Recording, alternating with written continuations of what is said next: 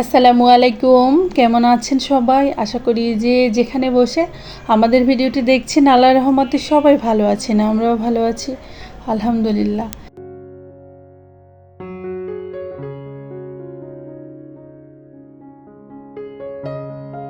তো আজকে সকালের আয়োজন দেখেই তো বুঝতে পারছেন নিশ্চয়ই, তাই না?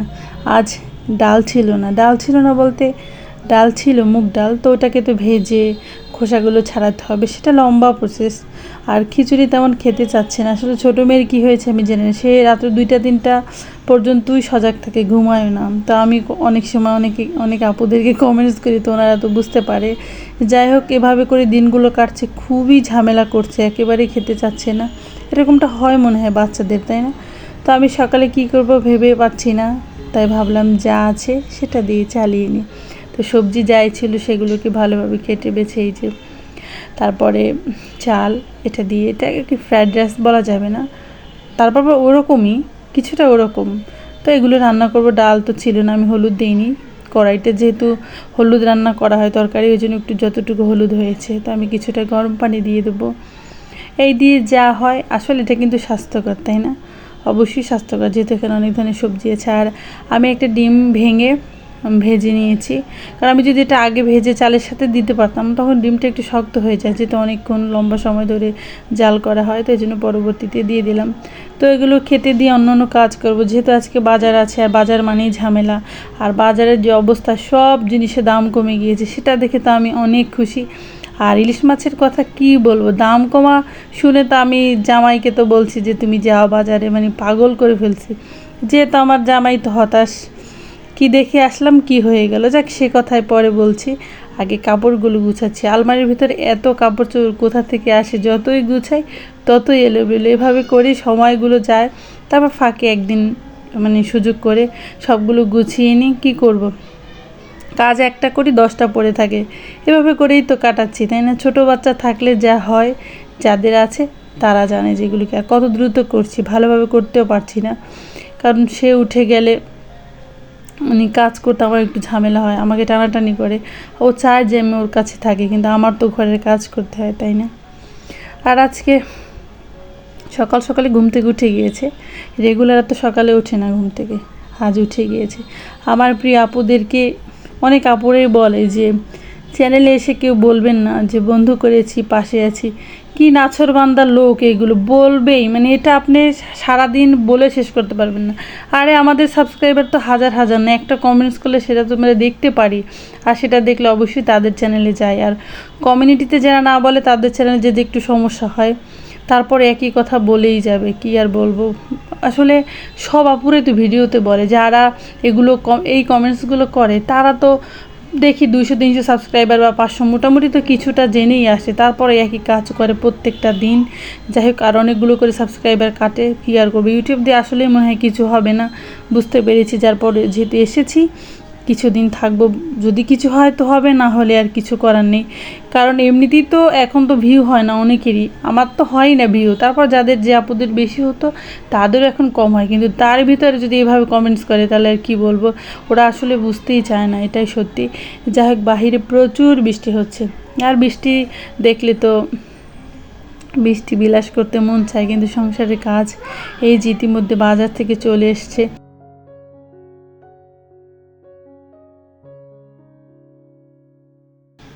তো যা বলার ছিল, ফেসবুক, ইউটিউবে, নিউজ ফিড, টেলিভিশন, সব জায়গায় দেখি প্রচুর কম দাম মাছের, তাই না? ওটা দেখে তো আমি আমার জামাইকে বলেছি, পাগল করে ফেলেছি, যাও যাও যাও বাজারে। বেচারা বাজারে গিয়ে তো খুবই খারাপ অবস্থা, আসলেই কিছু কি কমেছে কি না কমেছে জানি না, যে বাজারে যায় সে বুঝতে পারে। যাই হোক, ইলিশ মাছ তো সবারই পছন্দ, কিন্তু আমি না খেতে পারি না, আমার গলা ব্যথা হয় ইলিশ মাছ খেলে। আর ছোটো বাচ্চারা তো ইলিশ মাছ খেতেই পারে না, ওদের বাবাও কম খায়। তারপর ঘুরে ফিরে আমারই খাওয়া হয়, আমারই পছন্দ, এটাই বলতে পারি। তো যেহেতু বইয়ের পছন্দের মাছ আনতে গিয়ে তার খুব খারাপ অবস্থায়, জন্য তার মেজাজ একদম জমিন থেকে আসমানে চলে গিয়েছে। যাই হোক, যা নিয়ে আসছে এগুলো সবই তার বইয়ের পছন্দ, চিংড়ি মাছ, ইলিশ মাছ। তো এগুলোকে আমি একটু ভালোভাবে ধুয়ে পরিষ্কার করে রেখে দিচ্ছি। এখন আমি সব চিংড়ি মাছ কাটতে পারবো না, তাহলে দুপুরে ভাত খেতে অনেক দেরি হয়ে যাবে, যেহেতু চলে যায়। তো আমি কেটে ধুয়ে দিয়েছি, রান্নাটা সেই করবে। তো এদিকে এসে দেখি যে সে জাম্বুরা বানাচ্ছে। আর এই মাখামাখি জিনিসটা, মানে মাখামাখি বলতে সরি, ওই ভর্তা মানে যাকে বলে ওগুলো আমি বানাতে পারি না, আমার ধৈর্য হয় না, আর হাত জ্বালা করে। আমি যখন প্রথম মানে আসছি ফেনীতে, তো একদিন আলু ভর্তা বানিয়েছি, হাত জ্বালে, সেই থেকে উনি বানায়। আর এখন তো বলি যে তোমার হাতের আলু ভর্তা সব ভর্তা অনেক মজা, আসলেই ওকে দিয়ে বানাই। এই জন্য ভর্তা কিন্তু খুব কম, আমি যারা আমার ভিডিও দেখেন দুপুরে ভর্তা কিন্তু আমি খুব কম বানাই, তাই না? রাতে ভর্তা বেশি বানানো হয়।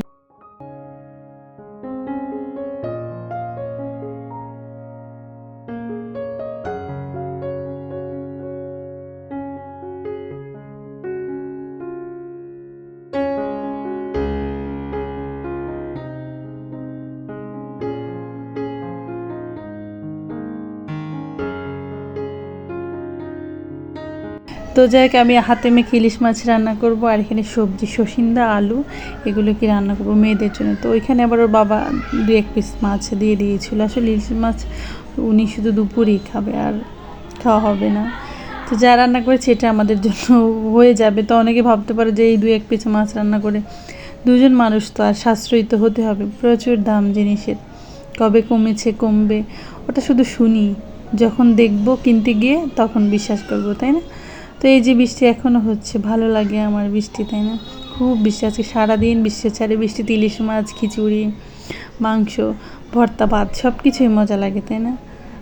যদি থাকে নসিবে, বলে না আপনি আপনি আসিবে, তো সেটাই হচ্ছে কথা। আপনার ভাগ্যে যা থাকবে, যা আপনার রিজিকে আছে সেটাই আপনি পাবেন।